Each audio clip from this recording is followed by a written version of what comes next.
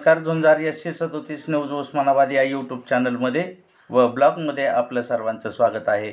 मी आप्पासाहेब शिरसाटे, झुंजार 137 news Osmanabad या YouTube चॅनलचा व ब्लॉगचा मुख्य संपादक आपणास देत आहे. उस्मानाबाद धाराशिव परिसरातील दिनांक 20 ऑक्टोबर 2025च्या 10 ठळक घडामोडी.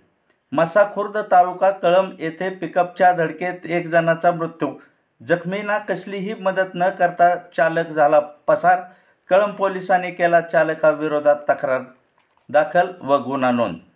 अतिवृष्टीमुळे नुकसान झालेल्या शेतकऱ्याच्या खात्यावर थेट नुकसान भरपाई जमा करण्याची मागणी आमदार कैलास पाटील यांनी केली राज्य शासनाकडे.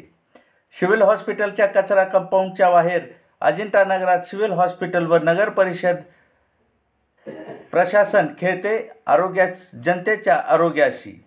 नगर परिषद निवडणुकीच्या पार्श्वभूमीवर शहरात रस्ते व नाल्या यांच्या कामाला धरला आला वेग.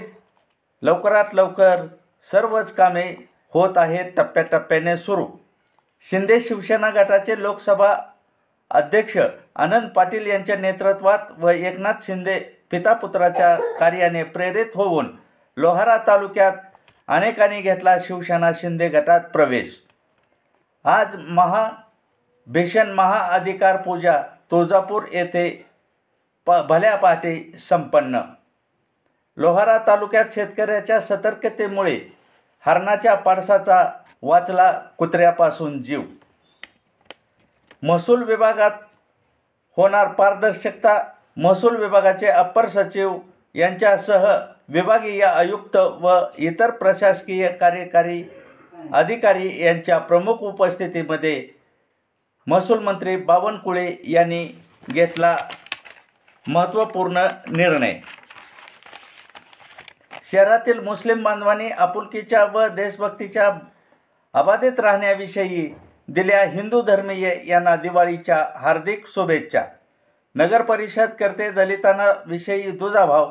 दलित वस्तीमध्ये पाणी पुरवठा वेळेत न करणे, नाली सफाई न करणे, विद्युत पथदिवे न लावणे या गोष्टीकडे केले जाते जाणून बुजून दुर्लक्ष. दलित वस्तीतील जनतेचा हा महत्त्वपूर्ण आरोप. या होत्या उस्मानाबाद धाराशिव परिसरातील 10 ठळक घडामोडी. अशाच घडामोडी पाहण्यासाठी झुंजार 137 न्यूज लाईक करा, शेअर करा, सबस्क्राईब करा व बेल आयकॉन दाबायला विसरू नका. तसेच ब्लॉग फॉलो करायलाही विसरू नका. धन्यवाद. शुभरात्री. हॅपी दिवाळी.